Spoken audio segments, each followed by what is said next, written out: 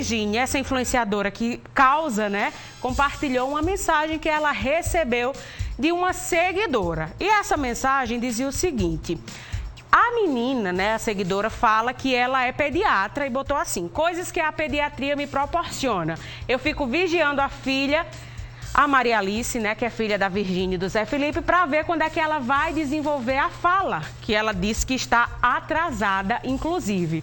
Aí a Virgínia colocou: não é porque eu não posto minha filha falando pato, quando ela vê a boia de pato dela, e posto falando mamãe, que para mim é bem mais emocionante do que pato, de que ela está numa fase atrasada e que você pode dar um diagnóstico pelo Twitter e achar normal fazer isso.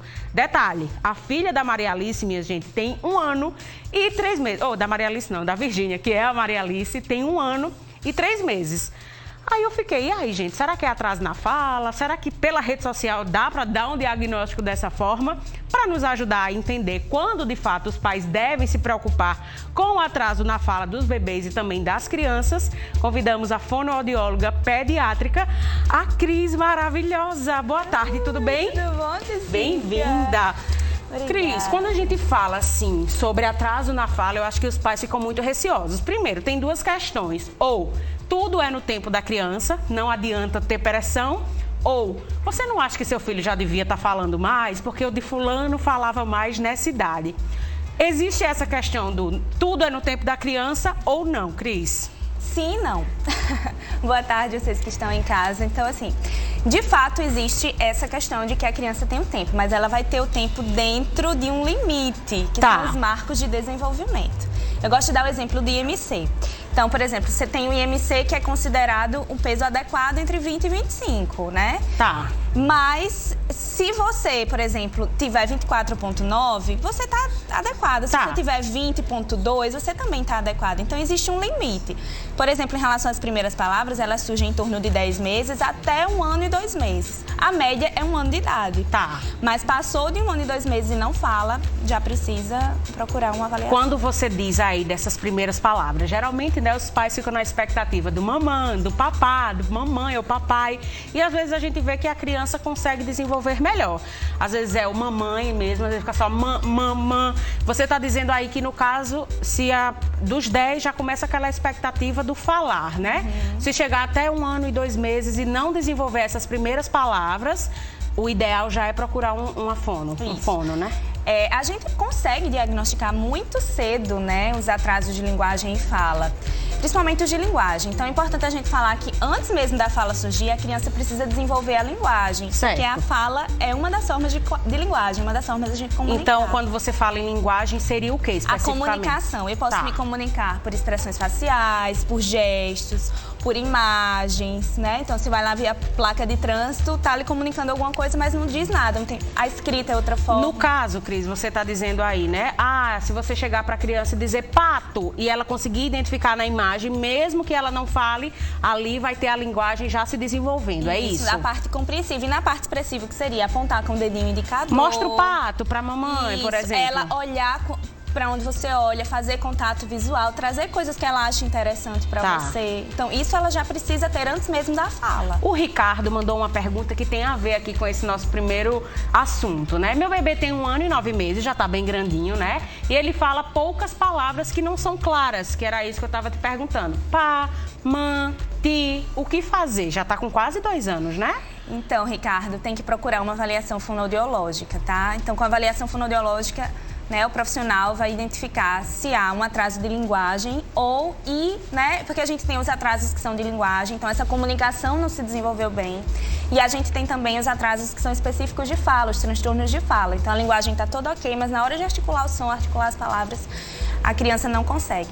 E aí, com essa avaliação, o fonoaudiólogo vai fazer a suspeição de que se é um caso, né, primário, enfim, ou se é secundário a outros transtornos do neurodesenvolvimento. A pessoa fala muito de autismo, mas não é só o autismo que causa atraso na linguagem e fala. Então, e eu ia até comentar sobre isso, que eu acho que hoje em dia, né, com essa maior, falando mais sobre autismo, que a gente ouve mais, então os pais ficam muito naquela. Será que meu filho tem autismo, né? E alguns querem pesquisar mais e, de fato, já procurar um especialista, e outros meio que com medo, receio, vão deixando aquilo mais para frente e pode ser um problema, né, Cris? Sim, todo o atraso no desenvolvimento da criança precisa ser avaliado e investigado. Vamos pensar no atraso motor. Se a sua criança chega a 1 ano e meio de idade sem andar, você vai procurar um ortopedista, você vai procurar um neuropediatra. Mas com a linguagem tem esse mito de que a criança tem preguiça. E não existe essa questão da preguiça para falar. A gente nasce programado para falar.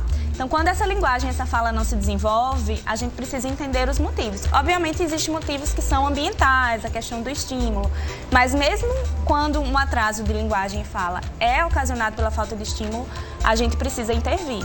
A Aninha mandou o seguinte: boa tarde, moro no bairro das Indústrias, meu filho tem 3 anos e ele fala algumas coisas, já é um rapazinho, como a gente diz. Mas quando ele está nervoso ou alegre demais, ele fala inglês, ninguém entende nada. É normal? O que posso fazer? Acho que no sentido de inglês é que ele fala palavras que elas não conseguem entender, né? A linguagem que a criança mesmo cria. Tá. Não é normal. Com 3 anos de idade, a criança precisa já utilizar artigos, verbos, advérbios, adjetivos. Ela já tem uma linguagem semelhante à linguagem de um adulto. Inclusive, ela tem que se fazer entendida por outras pessoas que não convivem com ela. Então, se é uma criança que até aparentemente fala muito, mas que só vocês em casa entendem, também precisa avaliar, tá? Então, a minha indicação é que procure uma avaliação fonoaudiológica e uma avaliação médica do neurodesenvolvimento em paralelo.